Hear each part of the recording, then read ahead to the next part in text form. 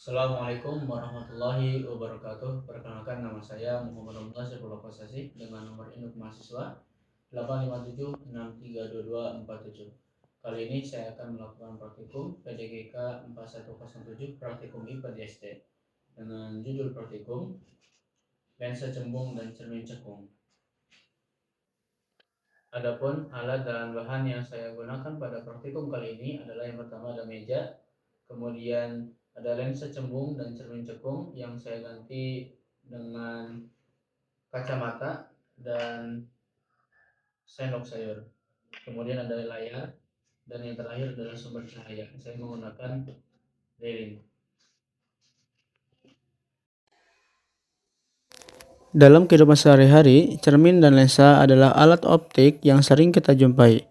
Cermin merupakan benda optis yang tidak tembus cahaya dan memantulkan hampir semua cahaya yang datang. Sementara lensa adalah piranti optis yang dibatasi oleh dua permukaan, lengkung atau satu lengkung dan satu datar.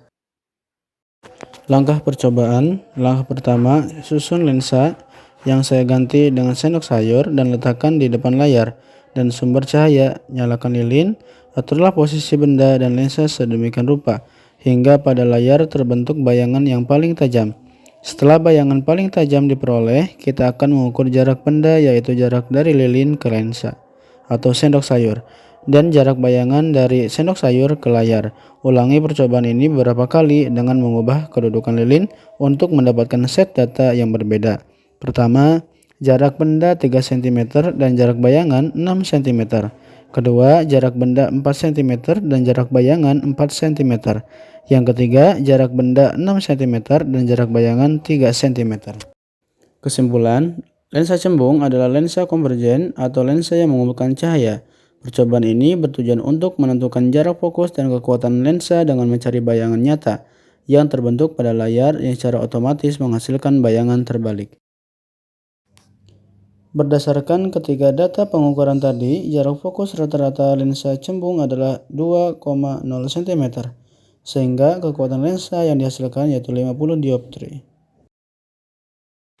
Percobaan yang kedua, susun cermin cekung atau kacamata dan letakkan sumber cahaya atau lilin dan layar di depannya. Kemudian nyalakan lilin, aturlah kedudukan lilin dan layar agar pada layar terbentuk bayangan yang paling tajam. Ukurlah jarak benda, yaitu dari lilin ke cermin, dan jarak bayangan, yaitu dari layar ke cermin. Ulangi percobaan ini beberapa kali dengan mengubah kedudukan benda atau lilin. Pertama, jarak benda 4 cm dan jarak bayangan 6 cm. Kedua, jarak benda 4,8 cm dan jarak bayangan 4,8 cm. Ketiga, jarak benda 6 cm dan jarak bayangan 4 cm. Kesimpulan, cermin cekung adalah cermin konvergen atau cermin yang mengumpulkan cahaya yang dapat memantulkan hampir semua cahaya yang datang.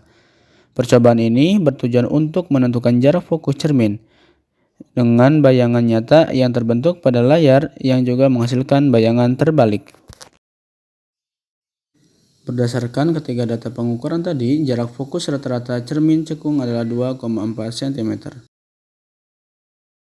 Secara umum, hasil kedua percobaan menunjukkan bahwa baik lensa cembung maupun cermin cekung dapat digunakan untuk membentuk bayangan nyata asalkan benda diletakkan di luar titik fokus mereka, dan jarak fokusnya dapat ditentukan secara konsisten menggunakan persamaan yang sama.